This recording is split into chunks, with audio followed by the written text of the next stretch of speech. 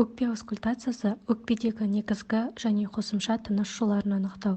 Аускультация үшін бірнеше шарттар қойылады.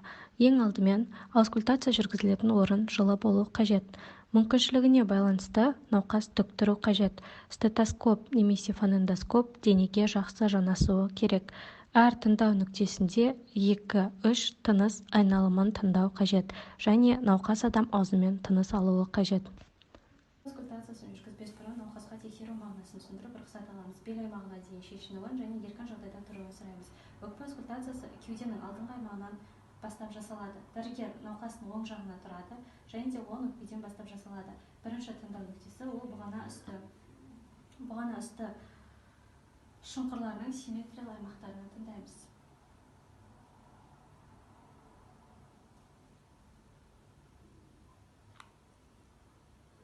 Одан кейін бұғана асты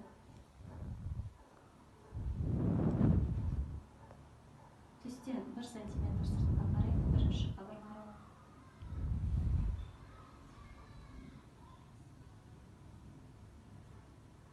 Төс маңы бойымен екінші қабырғалы. Және бұғана орта сызығымен үшінші қабырғалы.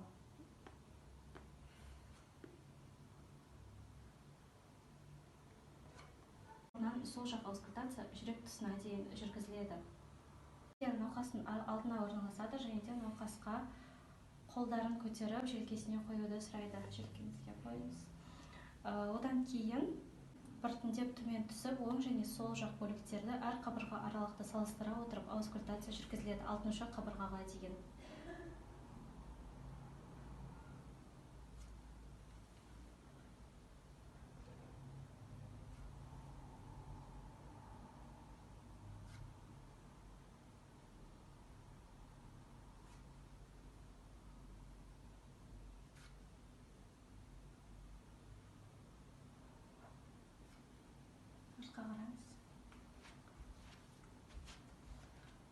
Кеуденің артқы аймағынан аускультация жасау, бұл жауырын үсті аймақтарынан бастаймыз. Жауырын үсті симметриялық аймақтарын тыңдаймыз.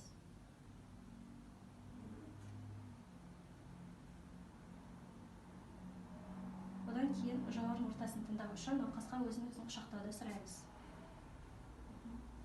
Омыртқаның жоғарғы бөлігінен және төменгі бөлігінен тыңдаймыз. Жауырын асты аймақтардың аускультациясын тыңдау үшін науқасқа қолдарын босатуды сұраймыз. Және жауырынның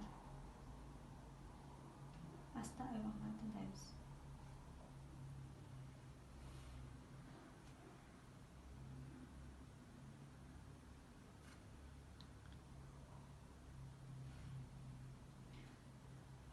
Өзімізге жақсы естілген нүктеден тыныс алу жиілігін есептейміз.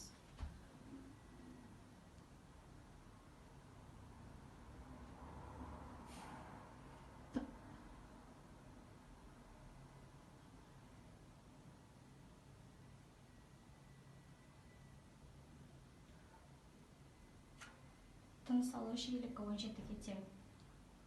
Қорытынды. Өкпенің барлық бөлігінде везикулярлы тыныс алу жиілігі 17-ге тең.